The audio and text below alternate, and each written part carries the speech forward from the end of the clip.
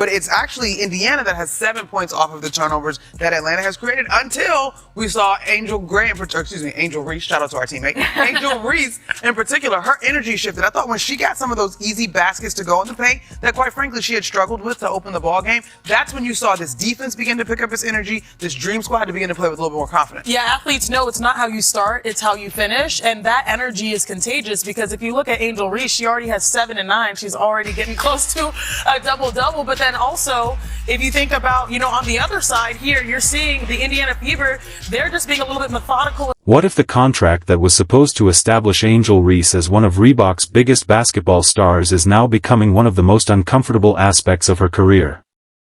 After a series of performances that have left fans questioning her offensive development, the spotlight is no longer focused solely on Reese's popularity, her endorsements, or her massive social media presence. Is Reebok really getting the superstar performance it expected when it invested so heavily in Reese, or has the company simply bought into a personal brand that is currently much bigger than the basketball player herself? After what happened against Indiana, that question is becoming increasingly difficult to ignore. An embarrassment. What an absolute embarrassment. ESPN's coverage of this toxic turd of a league, it is more embarrassing than this never-ending burn on my lip that just refuses to go away. Allow Uncle KC to give you some valuable advice. Don't ever get so excited to eat your mother's cooking that the food burns your lip, especially if you're on camera every day, because this damn thing is taking forever to heat. Reebok did not simply slap Angel Reese's name on a random pair of sneakers and call it a day. The company signed Reese to a multi-year extension and announced that she would be receiving her own signature shoe, making her only the second WNBA player to earn a signature sneaker with Reebok. Yeah, I am still laughing about what went down last night in that game against the Fever and the Dream Dog. Caitlin Clark laughing at Angel Reese about that last miss. Man, it was just so much going on in that game that had me laughing my butt off. It was ridiculous. But this right here is the cherry on top. All right, during the halftime, I usually speak over these women, and I was seeing my chat just going in. They were like, man, they glazing Angel off of this terrible performance. And I was like, hold on, man, I got to go back and listen. And when I listened to it, man, I done gained 8 abs, dog. I done broke my side laughing so hard. This is crazy work. It's almost like they can't say anything. That was a major statement about how seriously the brand viewed her marketability. However, it also placed Reese under a whole new level of scrutiny. Once a company builds a signature product around you, people naturally start asking whether your performance on the court actually matches the scale of that investment. Angel Reese even said she was playing like trash. Check this out. Well, Angel, your team on a 17-4 run right now. You started that with a 7-0 run. How did you kind of get things going for your team? Yeah, I was playing like shit in the beginning, but it's a game of runs. You got to put that in your back pocket. Well, Angel. Yeah, you continued to play like shit throughout the game. Pardon the language. You cursed, so I did. You continued to play like complete garbage. And now here we have ESPN, double-double duel in Atlanta. And the truth is, neither one of these bigs played well. Aaliyah Boston was missing layups terribly too, as she's been doing for the last. Fast forward to August 16, 2026, and the conversation surrounding her basketball play suddenly looks very different. The Atlanta Dream hosted the Indiana Fever in a game that delivered everything a television producer could ask for. Caitlin Clark was back, Angel Reese was on the opposing side, playoff positioning was on the line, and their old college rivalry remained a compelling storyline waiting to explode. With the comparisons with Angel Reese and Caitlin Clark, can you let it die now? Caitlin Clark is embarrassing this girl. And I halfway feel sorry for Angel Reese. Not what you think, though. It's not because they're viciously attacking her online. It's not that. I don't feel bad about that because they do it to Clark all the time. She deserves it. She wanted this. Angel Reese wanted it. They're not just watching for one person. They're watching for me, too. Remember that? She's been trying to prove that she's been better than Caitlin Clark this entire time. Unfortunately for Reese, the play on the court quickly became the main story. After a sluggish start, she struggled early, finishing the first half with just 7 points on 3 of 10 shooting along with 9 rebounds. During her halftime interview, Reese even candidly acknowledged that she was playing poorly, assessment that was likely the most accurate scouting report anyone could have offered at that moment. The Fever eventually pulled away to secure a 95-91 overtime victory. Though Reese still finished with 15 points, 14 rebounds, and 6 assists, proving this was far from a total statistical disaster, a late, missed opportunity around the rim became the defining image of the night. When a professional basketball player gets an uncontested look near the basket with the game on the line, the expectation is simple: finish the play. Spent the entire day yesterday trying to convince us that Angel Reese is a professional basketball player. They tried to convince us that Angel Reese is the most dominant player in the league. Problem is, we have eyes, and no one, and I mean no one, believes. I almost feel bad for Angel Reese. Keyword, almost.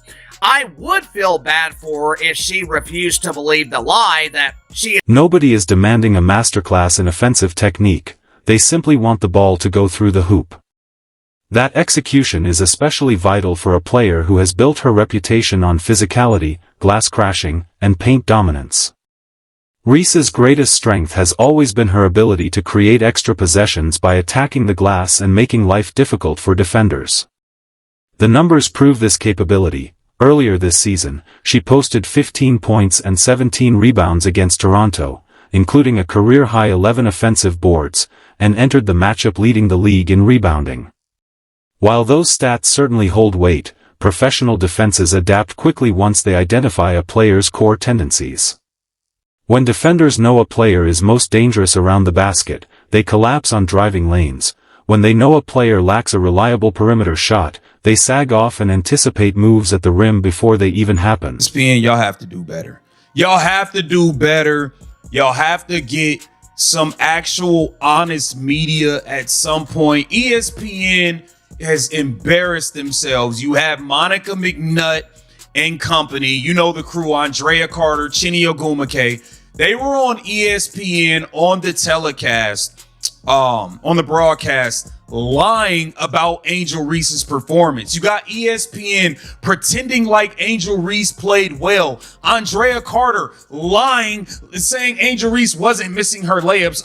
They were getting blocked, or it was the defense. At that point, raw physicality is no longer enough because elite defenses force players to beat them with skills outside their comfort zone.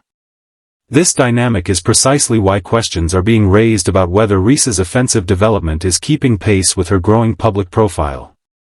Social media handled these struggles with its usual lack of subtlety, turning missed layups into immediate declarations that Reese had forgotten how to play basketball, and treating every contested finish as proof that she belonged off the court. While we must separate internet drama from legitimate critique, the real issue is not just that Reese misses shots, but the specific types of shots she misses and whether one of the biggest brands in women's basketball is evolving into a complete offensive threat. The thing she has over Clark is rebounds, and I'm halfway looking at them because half of them come from you missing, and the other half comes from you shoving people out the way under the rim, like you did Clark last night, like you did Natasha Howard last season when you wanted to fight, like you do everybody else, just slapping them in the face. She plays dirty under the rim, and she crosses her finger and squeezes her butt cheeks that the referees will not call it. That's what's going on with her.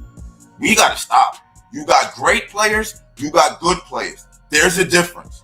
Y'all are trying to push Angel Reese in the great player category when anybody who can see she's nowhere near Caitlin Clark's level. Nowhere near. This brings ESPN and the broader sports media landscape into the discussion.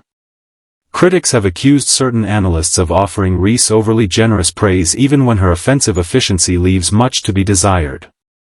Following the Fever game, despite her early shooting struggles, halftime coverage focused heavily on her energy, rebounding, and overall presence. Highlight-worthy work on the glass and defensive intensity are certainly worth praising, but when legitimate offensive limitations are consistently glossed over in favor of discussions about personality, energy, and cultural influence, the standard of analysis is compromised. Great plays. You see Caitlin orchestrating. It's like both sides are leaning into their strengths on this one. Let's go back to Angel really quickly, though, because she was part of the catalyst that you saw to be able to change things around. And she said to Holly, I just feel like I needed to take a deep breath and maybe stop overthinking some of these. Oh, I've been there. I've been there. Like, sometimes the basket is too open. Right. Right? She's used to getting double teamed. She's used to triple teams, and she's used to contact. And so sometimes when you see her, like, wait, what's coming? You want to look over your shoulder. But she settled into the game well. And what I like is she's been such a great mentor also to Medina. The standard should be higher, not lower. Reese can be an elite rebounder, a physically dominant force, a highly marketable star, and an influential figure while still needing substantial growth in her offensive game. Excellent rebounding and extra possessions are incredibly valuable, but they do not eliminate the need for improved finishing, perimeter shooting, and offensive decision-making. When a company builds a basketball identity around a player, that player must prove that the athlete behind the brand can develop beyond the areas where she is already elite. Picture floating around online, because we all remember the final seconds of this basketball game. Yes, when Angel Reese could have won the game, had all the bragging rights over Caitlin Clark, at least for this one here. Well, Angel Reese missed the damn layup. Now, for all of the Angel Reese fans, I just want y'all to calm down, because this is nothing new. She's been missing layup. Reese's rebounding capability has never been in question. She has repeatedly demonstrated her ability to dominate the boards. The real question is whether she can become dangerous enough offensively that defenders can no longer base their entire game plan around walling off her primary moves. That question remains unanswered. The positive takeaway for Reese is that her story is far from over, and reducing her entire evaluation to a single missed opportunity ignores the bigger picture. But this weekend has to be one of the worst weekends ever for Angel Reese, bruh. I mean, she became a meme last game. She became a super duper meme this game. And all I got to tell you is, Caitlin Clark truly gets the conversation should not be about finding excuses for weaknesses, but rather about working to eliminate them. Prior to the Indiana game, Reese delivered a dominant performance against Connecticut, recording 15 rebounds and 4 blocks to help Atlanta secure a commanding 104-69 victory. Outings like that serve as a reminder that her value on the floor does not evaporate simply because her shot is off on a given night. They demonstrate why teams value her physical and defensive contributions, even if there remains a clear distinction between being a valuable player and a complete one. Giving us a real comedy show playing basketball. Or should I say, attempting to play basketball. Multiple wide open. She was so wide open, you couldn't see anybody else on the screen with her, and she still missed a layup. A chance to win the game at the buzzer. Wide open, fundamental, layup, kiss it off the backboard. Can't do that even. Getting blocked left and right, Michaela Timpson, Monique Billings treating her like she... This brings us back to the rumor that Reebok has stripped Angel Reese of her endorsement deal. There is currently no credible evidence supporting that claim.